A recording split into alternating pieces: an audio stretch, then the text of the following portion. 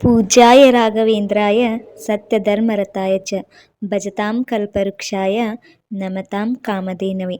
ಓಂ ಶ್ರೀ ಗುರು ರಾಘವೇಂದ್ರಾಯ ನಮಃ. ಕಲಿಯುಗದ ಕಾಮಧೇನು ಮಂತ್ರಾಲಯದ ಕಲ್ಪವೃಕ್ಷ ನಮ್ಮ ಶ್ರೀ ಗುರು ರಾಘವೇಂದ್ರರಾಯರು. ಕಲಿಯುಗದ ಕಾಮಧೇನು ಆದಂಥ ನಮ್ಮ ರಾಯರನ್ನು ನಂಬಿ ಇವತ್ತು ಎಷ್ಟೋ ಜನ ಸುಖವಾಗಿದ್ದಾರೆ. ಎಷ್ಟೋ ಜನ ತಮ್ಮ ಕಾಯಿಲೆಯಿಂದ ವಾಸಿಯಾಗಿದ್ದಾರೆ. ಎಷ್ಟೋ ಜನ ತಮಗೆ ಬಂದಂಥ ಸಾಲ ಬಾಧೆಯಿಂದ ನಿವಾರಣೆಯಾಗಿದ್ದಾರೆ. ಎಷ್ಟೋ ಜನರಿಗೆ ಸಂತಾನ ಭಾಗ್ಯ ಇಲ್ಲದವರು ಸಂತಾನ ಪ್ರಾಪ್ತವಾಗಿ ಮಕ್ಕಳೊಂದಿಗೆ ಸುಖವಾಗಿದ್ದಾರೆ.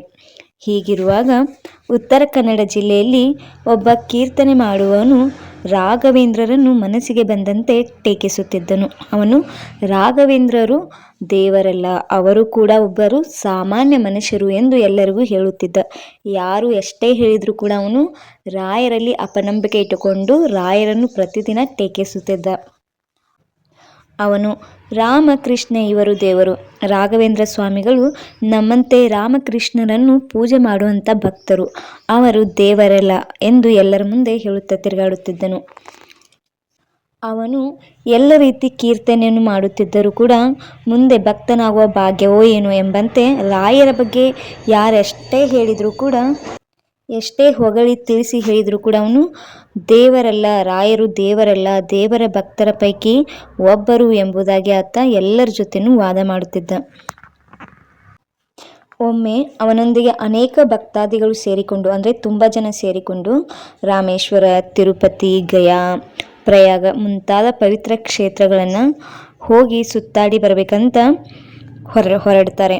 ಹಾಗೆ ಬರುವಾಗ ಮಂತ್ರಾಲಯಕ್ಕೂ ಕೂಡ ಎಲ್ಲರೂ ಮಂತ್ರಾಲಯಕ್ಕೆ ಕೂಡ ಬರ್ತಾರೆ.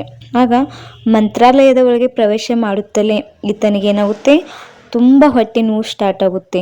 ತುಂಬ ಹೊಟ್ಟೆ ನೋವು ಅಂದರೆ ಅಲ್ಲೇ ಮಂತ್ರಾಲಯದಲ್ಲಿ ಅವನು ಬಿದ್ದು ಏನು ಮಾಡ್ತಾನೆ, ಉರುಳಾಡೋಕ್ಕೆ ಸ್ಟಾರ್ಟ್ ಮಾಡ್ತಾನೆ. ಆಗ ಅವನಿಗೆ ಅರಿವಾಗುತ್ತದೆ, ನಾನು ರಾಘವೇಂದ್ರ ಸ್ವಾಮಿಯನ್ನು ಟೀಕಿಸಿದ್ದೆ, ರಾಘವೇಂದ್ರ ಸ್ವಾಮಿಯನ್ನು ನಂಬಿರಲಿಲ್ಲ, ಅದಕ್ಕೆ ನನಗೆ ಹೀಗಾಗಿದೆ ಅಂತ ಅವನಿಗೆ ವಿಪರೀತ ನೋವನ್ನು ತಡೆದುಕೊಳ್ಳಲಾಗದೆ ರಾಯರ ವೃಂದಾವನದ ಸುತ್ತಲೂ ಉರುಳಾಡುತ್ತಾ ಕೊನೆಗೆ ಅವನು ರಾಘವೇಂದ್ರ ನನ್ನನ್ನು ಕ್ಷಮಿಸು, ನನ್ನ ಕಡೆಯಿಂದ ತಪ್ಪಾಗಿದೆ ಎಂದು ಕೂಗುತ್ತಾ ಉರುಳಾಡುತ್ತಾ ಅವನು ರಾಘವೇಂದ್ರರ ಪಾದಕ್ಕೆ ಬಂದು ನಮಸ್ಕಾರ ಮಾಡುತ್ತಾನೆ. ಆ ಪಾದಗಳನ್ನು ಗಟ್ಟಿಯಾಗಿ ಹಿಡ್ಕೊಂಡು ಅವನು ಅಳೋಕೆ ಸ್ಟಾರ್ಟ್ ಮಾಡ್ತಾನೆ. ಪಾದ ಸಿಕ್ಕಿದ್ದೇ ತಡ ಅವನಿಗೆ ಹೊಟ್ಟೆ ನೋವು ಆ ಕ್ಷಣವೇ ಕಡಿಮೆ ಆಗಿತ್ತು. ರಾಘವೇಂದ್ರರ ಪಾದಗಳನ್ನು ಹಿಡಿದು ನನ್ನಿಂದ ತಪ್ಪಾಯಿತು ರಾಘವೇಂದ್ರ ಎಂದು ಹೇಳಿದ ತಕ್ಷಣ ಅವನಿಗೆ ಬಂದಿರುವಂಥ ಹೊಟ್ಟೆ ನೋವು ಕೂಡ ಕಡಿಮೆ ಆಗುತ್ತೆ. ಆ ಕ್ಷಣ ಅವನಿಗೆ ಅರಿವಾಗುತ್ತೆ, ಶ್ರೀ ಗುರು ರಾಘವೇಂದ್ರ ಸ್ವಾಮಿಗಳು ಕೂಡ ದೇವರು. ಆ ಕ್ಷಣ ಅವನಿಗೆ ಅವರ ಮೇಲೆ ನಂಬಿಕೆ ಬರುತ್ತೆ. ಅವನು ಗುರು ರಾಘವೇಂದ್ರರನ್ನು ಕುರಿತು ಅನೇಕ ವಿಧವಾಗಿ ಹೊಗಳಿ ಗುರು ರಾಘವೇಂದ್ರರ ಬಗ್ಗೆ ಕೀರ್ತನೆ ಮಾಡುತ್ತಿದ್ದಂತೆ ಅವನಿಗೆ ಒಂದು ರೀತಿ ಆವೇಶ ಬಂದು ಬಿಡುತ್ತದೆ. ಭಕ್ತಿ ಕೂಡ ಅವನ ಮೈಯಲ್ಲಿ ಸಂಚಾರವಾದಂತಾಗುತ್ತದೆ. ಆತ ಪ್ರತಿದಿನ ಕೀರ್ತನೆ ಮಾಡುತ್ತಾ ಮೂರ್ಛೆ ಹೋಗಿ ಬಿದ್ದು ಬಿಡುತ್ತಿರುತ್ತಾನೆ.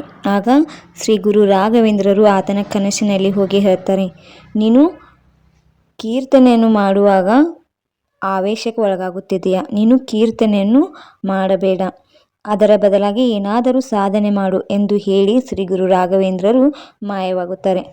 ಆನಂತರ ಅವನು ಒಂದು ಸಣ್ಣ ಗುಡಿಯೊಂದನ್ನು ಕಟ್ಟಿಕೊಂಡು ನಿರಂತರ ಗುರು ರಾಘವೇಂದ್ರರ ಸ್ಮರಣೆಯನ್ನು ಮಾಡುತ್ತಾ ಈಗ ಕ್ಷೇಮದಿಂದಿರುತ್ತಾನೆ. ರಾಘವೇಂದ್ರರ ಹೆಸರನ್ನು ಯಾರು ಹೇಳಿದರೂ ಇನ್ನೂ ಹೇಳಿ, ಹೆಚ್ಚೆಚ್ಚು ಹೇಳಿ, ರಾಘವೇಂದ್ರರೇ ಈ ಕಲಿಯುಗದ ಜಾಗೃತ ಸ್ವರೂಪನಾಗಿರುವ ಭಗವಂತ ಎಂದು ಅವನು ಎಲ್ಲರಿಗೂ ಹೇಳುತ್ತಾನೆ. ನೋಡಿ, ರಾಯರು ಇಲ್ಲ ಎಂದವನು ಕೊನೆಗೆ ರಾಯರ ಭಕ್ತನಾಗಿ ರಾಯರ ಸೇವೆ ಮಾಡುತ್ತಾ ಜೀವನ ನಡೆಸುತ್ತಿದ್ದನು.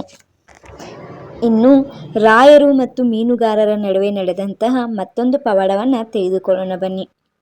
ಕೆಲವು ಕಾಲದ ಹಿಂದೆ ನಡೆದಂಥ ಘಟನೆ ಇದು. ಬಲರಾಮಪುರದ ಜುರಕಾಂಡ್ ಎಂಬಲ್ಲಿ ಒಂದು ದೇವಾಲಯವಿದೆ. ಅಲ್ಲಿ ಜಾನಕಿದಾಸ್ ಎಂಬುವರು ವಾಸ ಮಾಡುತ್ತಿದ್ದರು. ಈ ಶಿವಾಲಯದ ಸಮೀಪ ಒಂದು ಕೆರೆ ಇದೆ, ಅದರೊಳಗೆ ಮೀನು ತುಂಬಿತ್ತು. ಜಾನಕಿದಾಸರು ಒಮ್ಮೆ ರಾಮನನ್ನು ನೆನೆಯುತ್ತಾ ತೀರ್ಥಕ್ಷೇತ್ರ ದರ್ಶನಕ್ಕೆಂದು ಎಲ್ಲ ಕಡೆಯೂ ಹೊರಟು ಗುರು ರಾಘವೇಂದ್ರರ ಮಹಿಮೆಯನ್ನು ಕೇಳಿ ಮಂತ್ರಾಲಯಕ್ಕೂ ಕೂಡ ಬಂದರು. ಅಲ್ಲಿ ಅವರು ದೇವಾಲಯದ ಪದ್ಧತಿ ಪ್ರಕಾರ ಸೇವೆ ಮಾಡಿದಾಗ ಅವರಿಗೆ ಬೃಂದಾವನದಲ್ಲಿ ಶ್ರೀಕೃಷ್ಣನ ದರ್ಶನವಾಗುತ್ತದೆ. ಅವರಿಗೆ ಶ್ರೀಕೃಷ್ಣನೆತ್ತಂತೆ ಕಾಣುತ್ತದೆ. ಅನಂತರ ಅವರು ಕೃಷ್ಣ ಅಂತ ಕಣ್ಣಲ್ಲಿ ಕಣ್ಣೀರು ಹಾಕುತ್ತಾ ಕೃಷ್ಣ ಕೃಷ್ಣ ಅಂತ ಕೈ ಮುಗಿದು ನಿಂತು ಬಿಡುತ್ತಾರೆ. ಅಷ್ಟರಲ್ಲಿ ಕೃಷ್ಣನ ರೂಪ ಅವರ ಮುಂದಿಂದ ಅದೃಶ್ಯವಾಗುತ್ತದೆ. ಆ ಸ್ಥಳದಲ್ಲಿ ಶ್ರೀರಾಮ ಕಂಡಂತೆ ಅವರಿಗೆ ಕಾಣುತ್ತದೆ. ಅನಂತರ ಅವರು ರಾಮ ಎಂದು ಆನಂದ ಪಡುವಷ್ಟರಲ್ಲಿ ಆ ರಾಮನ ದೃಶ್ಯವು ಕೂಡ ಮಾಯವಾಗಿ ಅಲ್ಲಿ ಶ್ರೀ ಗುರು ರಾಘವೇಂದ್ರರು ಕಾಣಿಸಿಕೊಳ್ಳುತ್ತಾರೆ. ಅಲ್ಲಿ ಆ ದಿನ ಆನಂದದಿಂದ ಅವರು ಮಂತ್ರಾಲಯದಲ್ಲಿ ಮಲಗಿಕೊಳ್ಳುತ್ತಾರೆ. ನನಗೆ ಕೃಷ್ಣನ ದರ್ಶನವಾಯಿತು, ರಾಮನ ದರ್ಶನವಾಯಿತು, ಶ್ರೀ ಗುರು ರಾಘವೇಂದ್ರರು ದರ್ಶನವಾಯಿತು, ನನ್ನಂಥ ಅದೃಷ್ಟಶಾಲಿ ಯಾರೂ ಇಲ್ಲ ಅಂತ ಅಂದುಕೊಂಡು ಅತಿ ಆನಂದದಿಂದ ಅಲ್ಲೇ ಮಲಗಿರುವಾಗ ಅವರಿಗೆ ಒಂದು ಕನಸು ಬೀಳುತ್ತದೆ. ಆ ಕನಸಿನಲ್ಲಿ ಶ್ರೀ ಗುರು ರಾಘವೇಂದ್ರರು ಕಾಣಿಸಿಕೊಳ್ಳುತ್ತಾರೆ. ಗುರುರಾಯರ ಪಾದವನ್ನು ಹಿಡಿದು ಆನಂದ ಬಾಷ್ಪವನ್ನು ಸುರಿಸುತ್ತಾ ಜಾನಕಿದಾಸರು ಮಲಗಿರುತ್ತಾರೆ. ಆಗ ರಾಯರು ಕನಸಿನಲ್ಲಿ ಬಂದು, ಜಾನಕಿದಾಸ, ನೀನು ಇರುವಂಥ ಒಂದು ಸ್ಥಳದಲ್ಲಿ ಒಂದು ಕೆರೆ ಇದೆ. ಅಲ್ಲಿ ಪ್ರತಿನಿತ್ಯ ಮೀನನ್ನು ಹಿಡಿದು ಅಲ್ಲಿರುವಂಥ ಜನರು ಕ್ರೂರ ಸ್ವಭಾವದಿಂದ ವರ್ತಿಸಿ ಆ ಸ್ಥಳವನ್ನು ಅಪವಿತ್ರಗೊಳಿಸಿದ್ದಾರೆ. ಇನ್ನು ಮುಂದೆ ನೀನು ಅಲ್ಲಿ ಯಾರೂ ಮೀನು ಹಿಡಿಯಬಾರದು ಎಂದು ಆಜ್ಞೆ ಮಾಡು. ಅಲ್ಲಿ ಯಾರೂ ಮೀನು ಹಿಡಿಯದಂತೆ ನೀನು ನೋಡಿಕೊಳ್ಳಬೇಕು. ಆ ಅಪವಿತ್ರಗೊಳಿಸಿದಂಥ ಸ್ಥಾನವನ್ನು ನೀನು ಮತ್ತೆ ಪವಿತ್ರಗೊಳಿಸಬೇಕು ಎಂದು ರಾಯರು ಆತನ ಕನಸಿನಲ್ಲಿ ಬಂದು ಹೇಳುತ್ತಾರೆ. ಆ ಕನಸಿನಿಂದ ಎಚ್ಚರವಾಗಿ ಹೊರಬಂದಂತಹ ಜಾನಕಿದಾಸರು, ಅಬ್ಬಾ, ರಾಯರು ಎಷ್ಟು ಸೂಕ್ಷ್ಮ ದೃಷ್ಟಿಯುಳ್ಳವರು. ನನ್ನ ಮನಸ್ಸಿನಲ್ಲಿಯೂ ಕೂಡ ತುಂಬ ದಿನದಿಂದ ಅದೇ ಯೋಚನೆ ಇತ್ತು. ಅದನ್ನೇ ಅವರು ಕೂಡ ಕನಸಿನಲ್ಲಿ ಬಂದು ನನಗೆ ಎಚ್ಚರ ಮಾಡಿಕೊಟ್ಟರಲ್ಲ ಎಂದು ಅವರ ಮಾತನ್ನು ಒಪ್ಪಿಕೊಂಡು ಪುನಃ ತಮ್ಮ ಸ್ಥಳಕ್ಕೆ ಅವರು ಮರಳಿ ಬರುತ್ತಾರೆ. ಆ ಸ್ಥಳದಲ್ಲಿ ರಾಯರು ಹೇಳಿದಂತೆ ಯಾರೂ ಮೀನು ಹಿಡಿಯಬಾರದು ಎಂದು ಎಲ್ಲರನ್ನೂ ಕರೆಸಿ ಆಜ್ಞೆ ಮಾಡಿ ರಾಯರ ಮೇರೆಗೆ ತಾವು ಎಲ್ಲರಿಗೂ ಸ್ಪಷ್ಟವಾಗಿ ಹೇಳುತ್ತಾರೆ. ಇದನ್ನು ವಿಚಾರವಂತರಾದ ಕೆಲವು ಜನರು, ಬುದ್ಧಿವಂತರಾದಂತಹ ಕೆಲವು ಜನರು ಈ ವಿಷಯವನ್ನು ಪ್ರೀತಿಯಿಂದ ಒಪ್ಪಿಕೊಂಡು ಅವರು ಹೇಳಿದಂತೆಯೇ ಅವರು ಆಜ್ಞೆಯನ್ನು ಮೀರದೇನೆ ನಡೆಯತೊಡಗಿದರು. ಆದರೆ ಸದ್ಯದಲ್ಲೇ ಅಲ್ಲಿ ಒಬ್ಬ ಅಧಿಕಾರಿ ವರ್ಗವಾಗಿ ಬಂದಿದ್ದ. ಆತನಿಗೆ ಮೀನು ಮಾಂಸವೆಂದರೆ ತುಂಬ ಪ್ರೀತಿ. ಆತನಿಗೆ ಜಾನಕಿದಾಸರು ಹೇಳಿದಂಥ ಮಾತು ಸರಿ ಬರಲಿಲ್ಲ, ಸಹನೆಯೂ ಆಗಲಿಲ್ಲ. ಒಂದು ದಿನ ಆ ಅಧಿಕಾರಿಯು ತನ್ನ ಅಳಿಯನನ್ನು ಕರೆದುಕೊಂಡು ಆ ಕೆರೆಯಲ್ಲಿರುವ ಮೀನು ತಿನ್ನಬೇಕೆಂದು ಆಸೆಯಾಗಿದೆ, ಆದ್ದರಿಂದ ನೀನು ಹಿಡಿದು ತರಬೇಕು ಎಂದು ಆತನಿಗೆ ಹೇಳಿದನು. ಮರುದಿನ ಆತ ಮೀನನ್ನು ಹಿಡಿಯಬೇಕೆಂದು ಮೀನಿಗೆ ಗಾಳ ಹಾಕಲು ಕೆರೆಯ ದಂಡೆ ಮೇಲೆ ಕುಳಿತುಕೊಂಡು ಮೀನನ್ನು ನೋಡುತ್ತಿದ್ದ. ಅದೇ ಜಾಗಕ್ಕೆ ಜಾನಕಿದಾಸನು, ಇಲ್ಲಿ ಯಾರೂ ಮೀನು ಹಿಡಿಯಬಾರದು ಎಂದು ನಾನು ಮೊದಲೇ ಹೇಳಿದ್ದೇನೆ. ನಾನು ಮೀನು ಹಿಡಿಯಲು ಬಿಡುವುದಿಲ್ಲ. ನನಗೆ ರಾಯರ ಅನುಗ್ರಹವಾಗಿದೆ. ಇಲ್ಲಿಂದ ಹೊರಡು ಎಂದು ಹೇಳಿ ಅವನನ್ನು ಅಲ್ಲಿಂದ ಎಬ್ಬಿಸಿ ಕಳಿಸಿಬಿಟ್ಟರು. ಆತನು ಜಾನಕಿದಾಸರ ಮೇಲೆ ಕೋಪಗೊಂಡು ತಕ್ಷಣ ಅಲ್ಲಿಂದ ಬಂದು ಆ ಅಧಿಕಾರಿಗೆ ಈ ವಿಷಯವನ್ನು ತಿಳಿಸಿದನು. ಆಗ ಆ ಅಧಿಕಾರಿಯು ಕೋಪಗೊಂಡು, ನಾಳೆ ನೀನು ಮತ್ತೆ ಹೋಗು, ನಿನ್ನನ್ನು ಯಾರಾದರೂ ತಡೆದರೆ ಅವರ ಬಗ್ಗೆ ನಾನು ವಿಚಾರಿಸುತ್ತೇನೆ ಎಂದು ಸೊಕ್ಕಿನಿಂದ ನುಡಿದನು. ಹೀಗಿರುವಾಗ ಅದೇ ದಿನ ರಾತ್ರಿ ಜಾನಕಿದಾಸನು ರಾಘವೇಂದ್ರರನ್ನು ಪ್ರಾರ್ಥಿಸುತ್ತಾ, ಗುರುದೇವ, ನಿನ್ನ ಆಜ್ಞೆಯಂತೆ ನಾನು ನಡೆದುಕೊಂಡಿದ್ದೇನೆ, ಹೌದು. ಆದರೆ ಆ ಆಜ್ಞೆ ಮಾಡಿದ್ದರಿಂದ ಎಲ್ಲರಿಗೂ ನನ್ನ ಮೇಲೆ ಸಿಟ್ಟು ಮತ್ತು ದ್ವೇಷ ಉಂಟಾಗಿದೆ. ಯಾವ ಉದ್ದೇಶದ ಸಲುವಾಗಿ ನೀವು ನನಗೆ ಕನಸಿನಲ್ಲಿ ಬಂದು ಈ ರೀತಿ ಹೇಳಿದ್ದೀರಾ ಎಂದು ನನಗೆ ಗೊತ್ತಿಲ್ಲ. ಆದರೆ ಇದರಿಂದ ನನಗೆ ತೊಂದರೆ ಆಗುತ್ತಿದೆ. ಎಲ್ಲರೂ ನನ್ನ ಮೇಲೆ ಕೋಪಗೊಂಡಿದ್ದಾರೆ ಅಂತ ಜಾನಕಿದಾಸರು ಮತ್ತೆ ರಾಯರ ಮುಂದೆ ನಿಂತು ಪ್ರಾರ್ಥನೆ ಮಾಡುತ್ತಾರೆ. ರಾಘವೇಂದ್ರ, ನೀನೇ ನನಗೆ ಕಾಪಾಡಬೇಕು, ನೀನೇ ಒಂದು ಒಳ್ಳೆಯ ದಾರಿಯನ್ನು ನನಗೆ ತೋರು ಅಂತ ಹೇಳಿ ಜಾನಕಿದಾಸರು ಮಲಗಿಬಿಡುತ್ತಾರೆ. ಆಗ ರಾಯರು ಮತ್ತೆ ಅವರ ಕನಸಿನಲ್ಲಿ ಬಂದು ಹೇಳ್ತಾರೆ, ಜಾನಕಿದಾಸ, ಈ ಊರಿನಲ್ಲಿರುವಂಥ ಜನರಿಗೆ ತುಂಬ ಅಹಂ ಇದೆ. ಈ ಕೆರೆ ಇರುವಂಥ ಸ್ಥಳ ಪುರಾತನ ಕಾಲದಲ್ಲಿ ಋಷಿಗಳ ತಪೋ ಭೂಮಿಯಾಗಿತ್ತು. ಇದು ಪವಿತ್ರವಾದ ಸ್ಥಳವಾಗಿತ್ತು. ಒಬ್ಬ ಋಷಿ ಈ ಕೆರೆಯಲ್ಲಿ ಒಂಟಿ ಕಾಲಲ್ಲಿ ನಿಂತು ತಪಸ್ಸು ಮಾಡಿ ಇಲ್ಲಿಯೇ ಐಕ್ಯವಾಗಿದ್ದಾನೆ.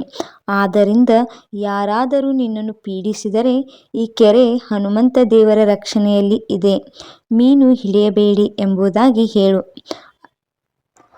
ಅದನ್ನು ಮೀರಿ ಯಾರಾದರೂ ನಿನ್ನ ಮಾತನ್ನು ಕೇಳದನೇ ಮುಂದೆ ನಡೆದರೆ ಅವರಿಗೆ ನಾನು ಶಿಕ್ಷೆ ಕೊಡುತ್ತೇನೆ ಎಂದು ಹೇಳಿ ಕನಸಿನಲ್ಲಿ ಸ್ಪಷ್ಟವಾಗಿ ತಿಳಿಸಿದರು.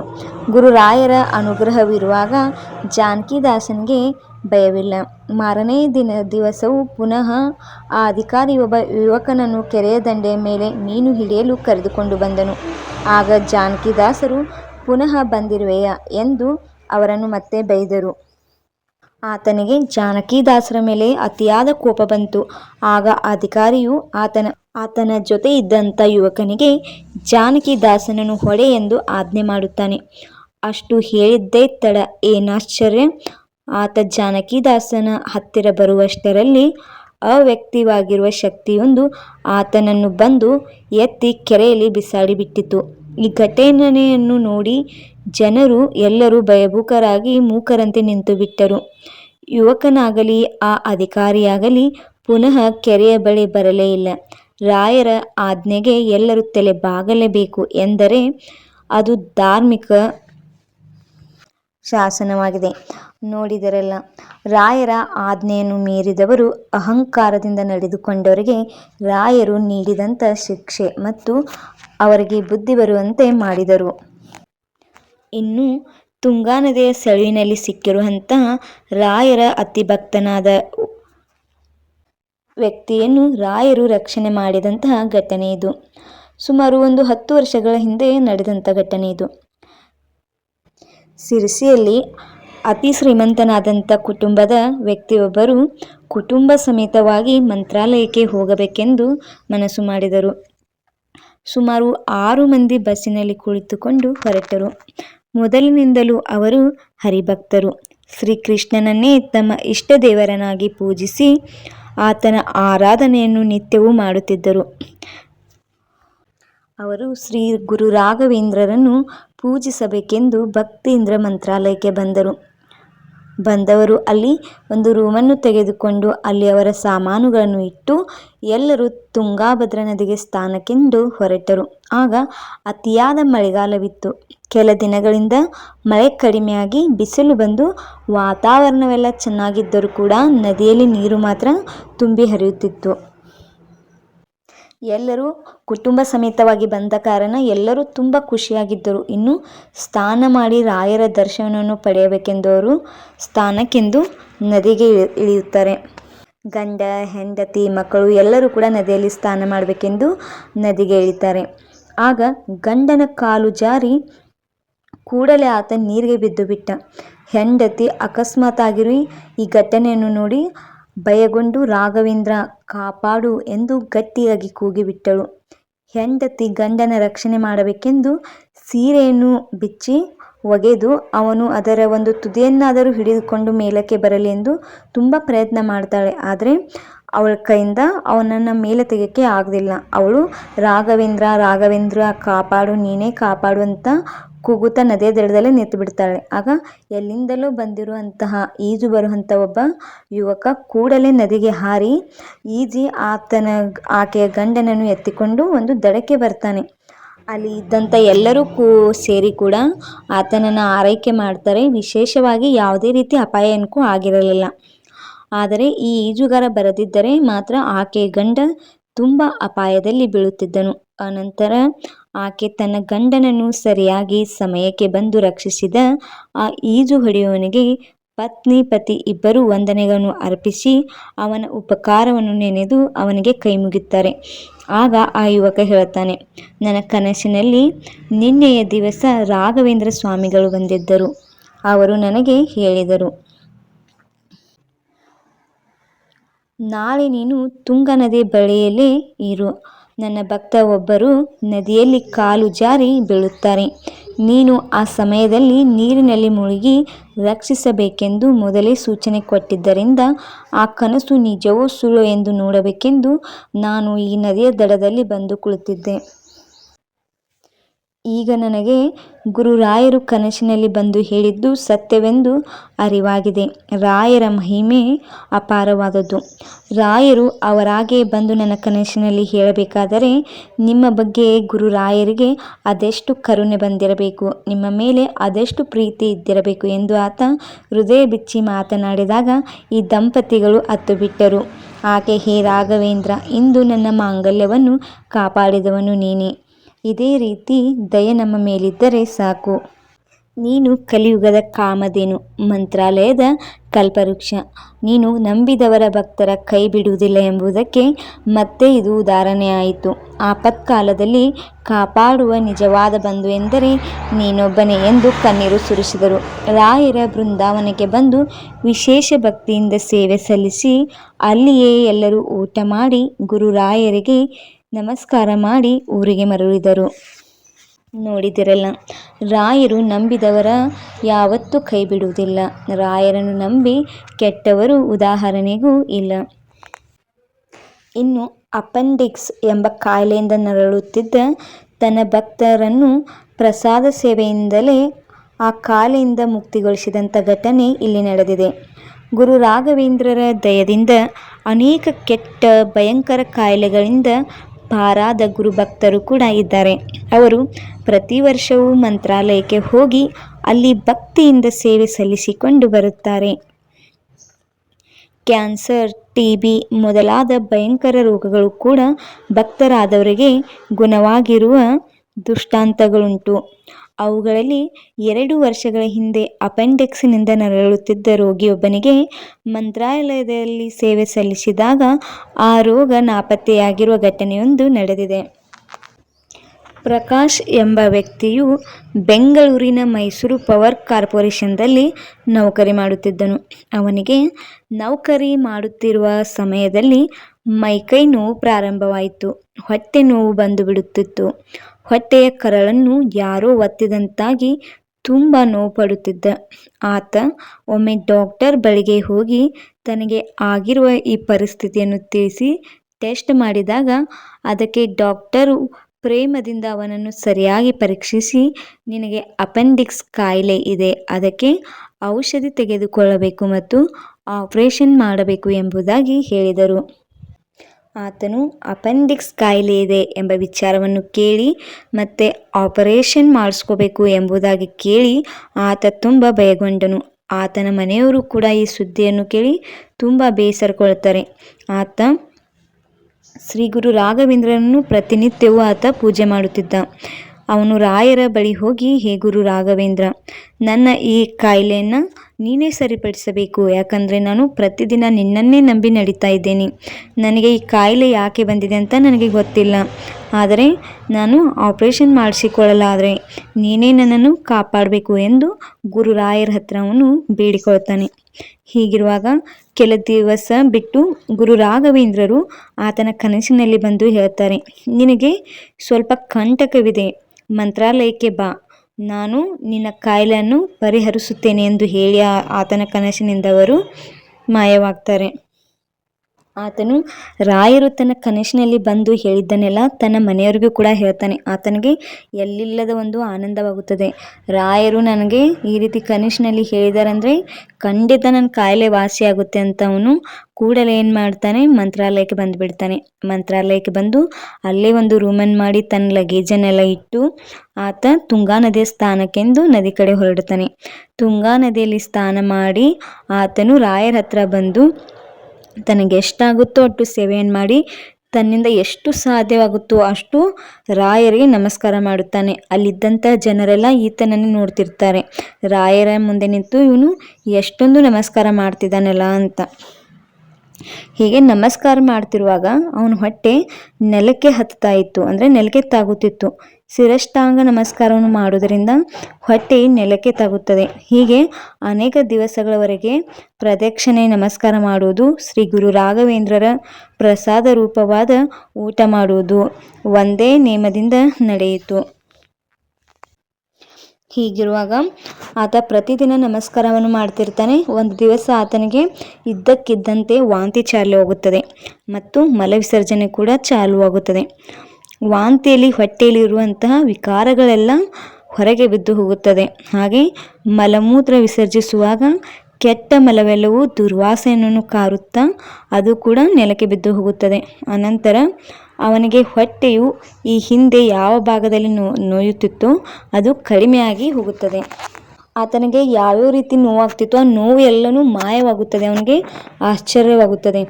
ಗುರು ರಾಘವೇಂದ್ರ ಡಾಕ್ಟರ್ ಆಪ್ರೇಷನ್ ಮಾಡಬೇಕಂತ ಹೇಳಿದರು, ಆದರೆ ನಿನ್ನ ಅನುಗ್ರಹದಿಂದ ಆಪ್ರೇಷನ್ ಇಲ್ದೇ ನನ್ನ ಕಾಯಿಲೆ ವಾಸಿಯಾಯಿತು.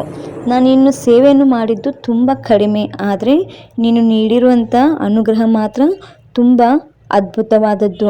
ನಿನಗೆ ನೀನೇ ಹೋಲಿಕೆ ಎಂದು ಭಕ್ತಿಯಿಂದ ಹೇಳಿ ರಾಯರ ಮುಂದೆ ನಿಂತವನು ಕಣ್ಣೀರು ಹಾಕ್ತಾನೆ. ಅದು ಆನಂದ ಬಾಷ್ಪವಾಗಿತ್ತು. ಆದರೆ ಅದೇ ದಿವಸ ರಾತ್ರಿ ಗುರುರಾಯರು ಆತನ ಕನಸಿನಲ್ಲಿ ಬಂದು, ಮಗು, ನೀನಿನ್ನು ನಿನ್ನ ಕೆಲಸಕ್ಕೆ ಹೊರಡು, ಇನ್ನು ನಿನ್ನ ಕಂಟಕ ಪರಿಹಾರವಾಯಿತು ಎಂದು ಹೇಳಿ ಆತನಿಗೆ ಆಶೀರ್ವಾದ ಮಾಡಿ ಅಲ್ಲಿಂದ ಅವರು ಅದೃಶ್ಯರಾಗ್ತಾರೆ. ಅಂದಿನಿಂದ ಆತನ ಆರೋಗ್ಯ ಸುಧಾರಣೆಯಾಗಿದೆ. ಈಗ ಆತ ಕ್ಷೇಮದಲ್ಲಿದ್ದಾನೆ, ಸಂತೋಷದಲ್ಲಿದ್ದಾನೆ. ಆ ರೋಗದ ಬಾಧೆಯಿಂದ ಆತನು ಪಾರಾಗಿದ್ದಾನೆ. ರಾಯರ ಅನುಗ್ರಹದಿಂದ ಆತನ ಕಾಯಿಲೆಯೆಲ್ಲ ವಾಸಿಯಾಗಿ ಅವನು ಗುಣಮುಖವಾಗಿದ್ದಾನೆ. ಆತನು ಅತಿ ಸಂತೋಷದಿಂದ ಮತ್ತೆ ಸ್ವಲ್ಪ ದಿನಗಳವರೆಗೆ ರಾಯರ ಸೇವೆಯನ್ನು ಮಾಡಿ ಅಲ್ಲೇ ಪ್ರಸಾದವನ್ನು ಸೇವಿಸಿ ಆತ ಅತಿ ಸಂತೋಷದಿಂದ ಮನೆಗೆ ಹೋಗ್ತಾನೆ. ಆಗ ಅಲ್ಲಿ ನಡೆದಂಥ ಎಲ್ಲ ವೃತ್ತಾಂತವನ್ನು ತನ್ನ ಮನೆಯವರಿಗೆ ತಿಳಿಸ್ತಾನೆ. ಆಗ ಅದನ್ನು ಕೇಳಿ ಅವನ ಮನೆಯವರು ಕೂಡ ತುಂಬ ಸಂತೋಷ ಪಡ್ತಾನೆ. ಅವನು ಮತ್ತೆ ಆಸ್ಪತ್ರೆಗೆ ಹೋಗಿ ಚೆಕಪ್ ಮಾಡಿಸಿದಾಗ ಡಾಕ್ಟರ್ ಕೂಡ ಆಶ್ಚರ್ಯ ಪಡ್ತಾರೆ. ನಿನಗೆ ಅಪೆಂಡಿಕ್ಸ್ ಆಪ್ರೇಷನ್ ಮಾಡಬೇಕಂತ ನಾನೇ ಹೇಳಿದ್ದೆ, ಆದರೆ ಈಗ ನಿನ್ನ ದೇಹದಲ್ಲಿ ಯಾವುದೇ ರೀತಿ ಕಾಯಿಲೆ ಕಾಣ್ತಾ ಇಲ್ಲ ಅಂತ ಹೇಳ್ತಾರೆ. ಆಗ ಆತನು ರಾಯರ ಅನುಗ್ರಹವಾದಂಥ ಎಲ್ಲ ವಿಷಯವನ್ನು ಡಾಕ್ಟರ್ ಮುಂದೆ ಹೇಳ್ತಾನೆ. ಆಗ ಡಾಕ್ಟರ್ ಕೂಡ ರಾಯರನ್ನು ಅಲ್ಲಿಂದಲೇ ಭಕ್ತಿಯಿಂದ ನಮಸ್ಕರಿಸಿ ರಾಯರ ಪವಾಡ ಅದ್ಭುತವಾದದ್ದು, ರಾಯರನ್ನು ನಂಬಿದವರಿಗೆ ಯಾವ ಕಷ್ಟಗಳು ಬರುವುದಿಲ್ಲ ಎಂಬುದಾಗಿ ತಿಳಿಸ್ತಾರೆ. ಈಗ ಆತನು ಯಾವುದೇ ಕಾಯಿಲೆ ಇಲ್ಲದೆ ಗುಣಮುಖವಾಗಿ ಆರೋಗ್ಯವಾಗಿ ಮತ್ತೆ ತನ್ನ ನೌಕರಿಯನ್ನು ಮಾಡುತ್ತಿದ್ದಾನೆ. ನೋಡಿದಿರಲ್ಲ, ರಾಯರು ಎಲ್ಲ ಕ್ಷೇತ್ರಗಳಲ್ಲೂ ಎಲ್ಲ ರೀತಿಯಾಗಿ ತಮ್ಮ ಪವಾಡಗಳನ್ನು ಮಾಡಿದ್ದಾರೆ. ರಾಯರನ್ನು ನಂಬಿ ಮಂತ್ರಾಲಯಕ್ಕೆ ಹೋದವರಿಗೆ ರಾಯರು ಪ್ರಸಾದವಿಲ್ಲದೆ ಕಳಿಸುವುದಿಲ್ಲ. ರಾಯರ ಅನುಗ್ರಹ ಒಮ್ಮೆ ನಮ್ಮ ಮೇಲೆ ಆದರೆ ಮತ್ತೆ ಯಾವ ಸಮಸ್ಯೆಯಾಗಲಿ ಯಾವ ಕಾಯಿಲೆ ಆಗಲಿ ನಮ್ಮ ಹತ್ತಿರ ಕೂಡ ಸುಳಿಯುವುದಿಲ್ಲ. ರಾಯರ ಪವಾಡಗಳನ್ನು ಕೇಳುತ್ತಿದ್ದರೆ ಕೇಳಬೇಕೆನಿಸುತ್ತದೆ. ರಾಯರನ್ನು ಅಪಮಾನ ಮಾಡದೆ ರಾಯರಲ್ಲಿ ನಂಬಿಕೆ ಇಟ್ಟು ಶ್ರದ್ಧೆಯಿಂದ ರಾಯರನ್ನು ಪೂಜಿಸಿದರೆ ರಾಯರು ಖಂಡಿತ ನಮ್ಮ ಕೈ ಹಿಡಿಯುತ್ತಾರೆ. ರಾಯರು ನಮ್ಮನ್ನು ಒಂದು ಒಳ್ಳೆಯ ಮಾರ್ಗದಲ್ಲಿ ನಡೆಸುತ್ತಾರೆ. ಎಲ್ಲ ಸಮಸ್ಯೆಗಳಿಂದ ನಮಗೆ ಮುಕ್ತಿ ನೀಡುತ್ತಾರೆ. ಎಲ್ಲರ ಜೀವನವು ಸುಧಾರಣೆಯಾಗುತ್ತದೆ. ಪ್ರತಿದಿನ ರಾಯರ ಮಂತ್ರವನ್ನು ಹೇಳುವುದರಿಂದ ನಮ್ಮ ಮಾನಸಿಕ ಮತ್ತು ದೈಹಿಕ ಆರೋಗ್ಯವು ಸುಧಾರಣೆಯಾಗುತ್ತದೆ. ಪೂಜ್ಯಾಯ ರಾಘವೇಂದ್ರಾಯ ಸತ್ಯಧರ್ಮರತಾಯ ಚ ಭಜತಾಂ ಕಲ್ಪವೃಕ್ಷಾಯ ನಮತಾಂ ಕಾಮಧೇನವೇ. ಓಂ ಶ್ರೀ ಗುರು ರಾಘವೇಂದ್ರಾಯ ನಮಃ. ಪ್ರತಿದಿನ ಈ ಮಂತ್ರವನ್ನು ನಿಮಗೆ ಸಾಧ್ಯವಾದಷ್ಟು ಸಲ ಹೇಳಿ. ನಿಮ್ಮ ಮಾನಸಿಕ ಆರೋಗ್ಯ ಕೂಡ ಸುಧಾರಣೆಯಾಗುತ್ತದೆ. ಓಂ ಶ್ರೀ ಗುರು ರಾಘವೇಂದ್ರಾಯ ನಮಃ. ಓಂ ಶ್ರೀ ಗುರು ರಾಘವೇಂದ್ರಾಯ ನಮಃ. ಓಂ ಶ್ರೀ ಗುರು ರಾಘವೇಂದ್ರಾಯ ನಮಃ.